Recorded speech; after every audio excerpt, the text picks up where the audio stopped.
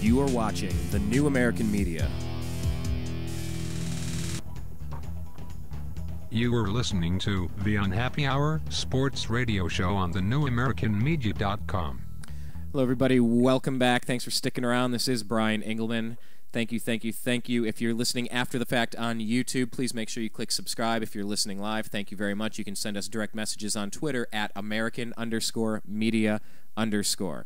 By the way, we have just lost Zach, so we will call him right back. But we were talking about the NBA, and obviously, because that's what Zach and I tend to talk about on these programs, but definitely talking about the Dwight Howard trade and how Cleveland is playing a role in it. Now it's time to talk Kyrie and Dion and the future of the Cavs. Hello? Hey, Zach. We're back. You're live. Must have gotten disconnected somewhere. It's all good. It's part of this wonderful thing called the interweb that allows us to connect so quickly, so easily, but it's also fragile and quirky. So where we left it off, we have not spoken since Kyrie broke his hand. Let's kind of go back. I know this is old news to some, but we haven't had a chance to address it. Tell us what happened. He was in the middle of the game. He got a little frustrated. He just punched a wall. He slapped the wall, he said, and he wound up, breaking his hand. Now, that's as far as I know what happened. I didn't see it happen, so. Yeah, and that it seems like he slapped one of the pads on the side of the gym where they were practicing. They were playing their game, their scrimmage, whatever. He got frustrated at turnover, and he slapped the padding and broke one of the outside bones in his hand. Amari lost his temper and obviously punched a glass case during the season last year with the Knicks and sliced his whole hand up and really messed things up. This wasn't one of those. This wasn't ridiculously stupid, but the kid broke his hand out of frustration. Is this a fluke? Summer league game?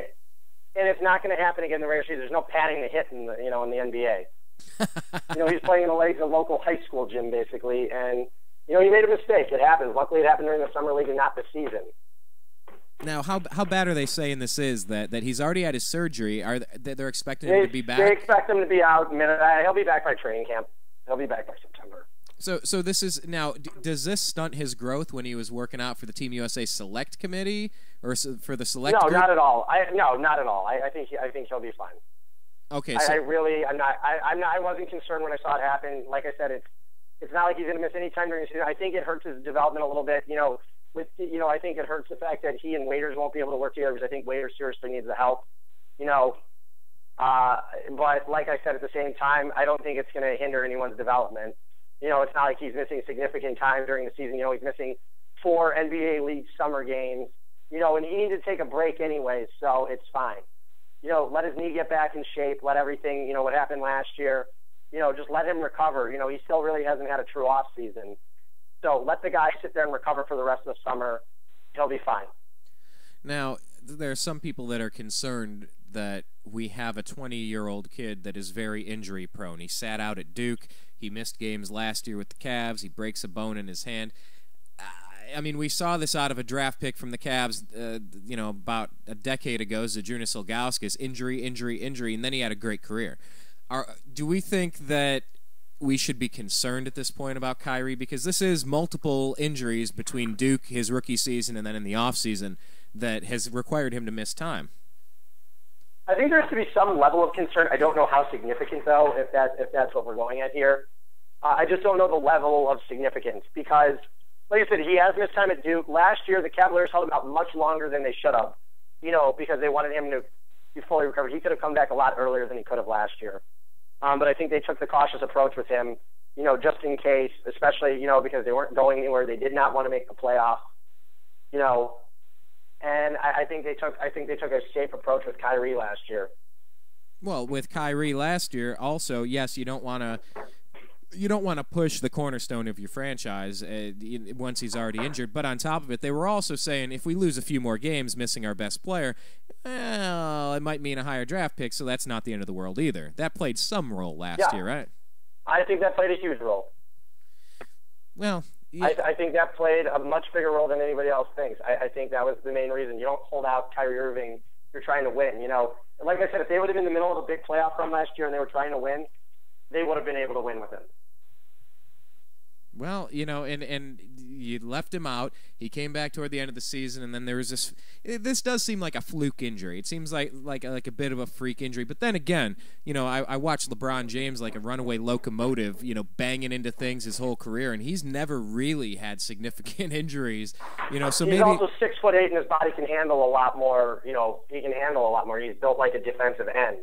Yeah, absolutely. For a tight end, he's built like a guy like.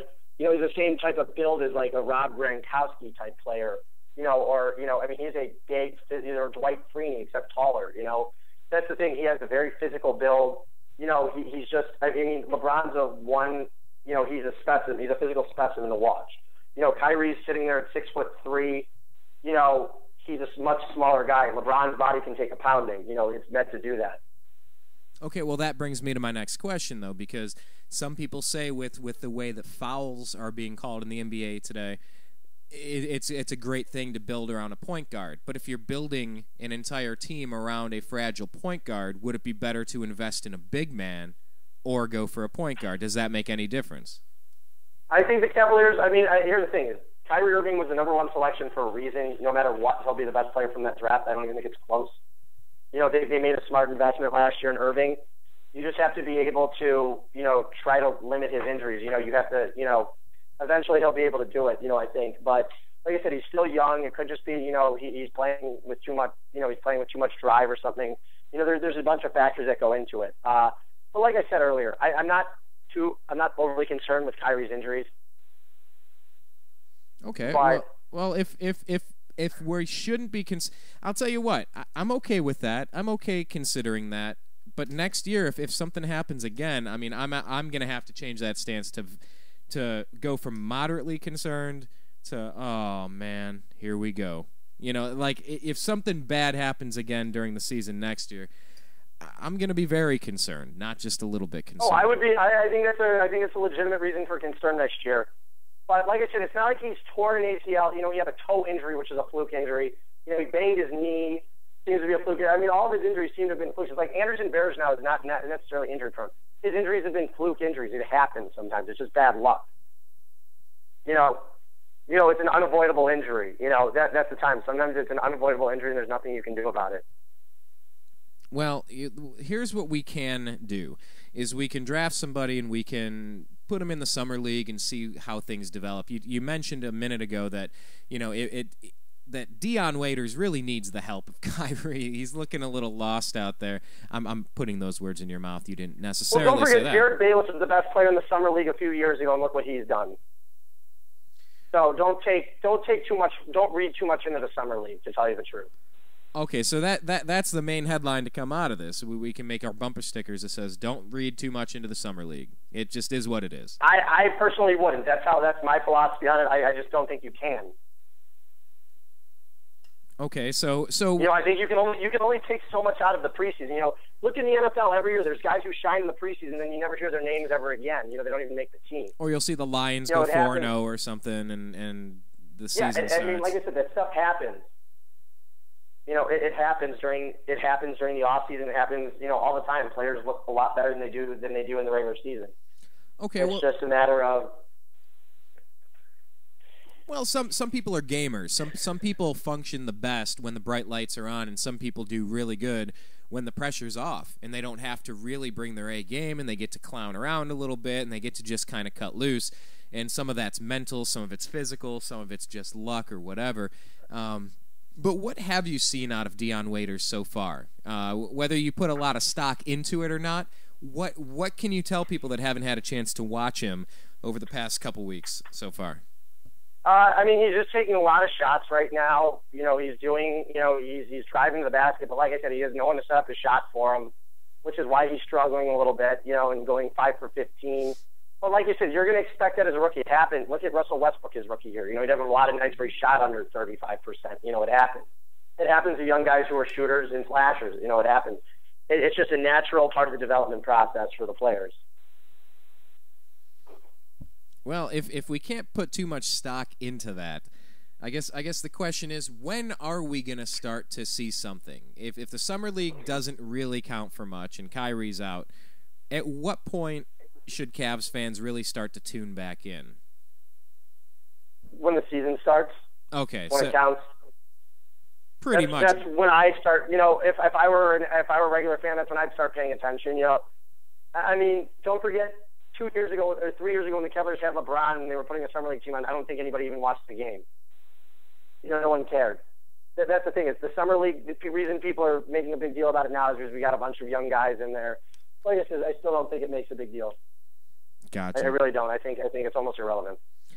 Okay, well, I'll tell you what is relevant. We're gearing up for Team USA in the Olympics and then all of the other free agent signings and people that have switched teams. So I guess what we'll do is let's take a brief break right here, and we'll come back on the other side. I want to talk a little bit about Team USA. And definitely Jeremy Lin. I'm still kind of stunned that the Knicks didn't make this work, and then you're hearing that Carmelo didn't really want him around, and I don't know. It was such an interesting story. It was so great to see this kid, this Jeremy Lin, that was cut by team after team and sleeping on a roommate's couch or a teammate's couch rather, and he didn't even know if he was going to stay.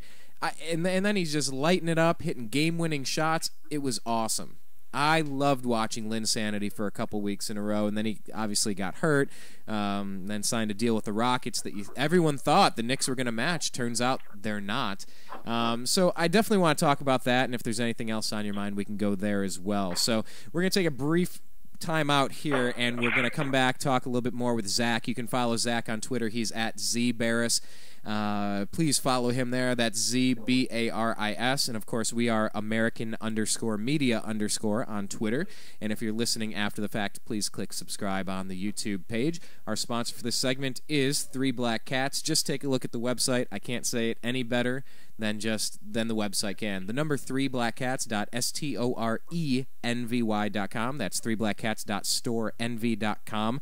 Just take a look. If you want to help the New American Media, go buy some stuff from our sponsor, 3blackcats.storenvy.com. We'll talk more NBA with Zach when we come back on the other side on the NewAmericanMedia.com's The Unhappy Hour.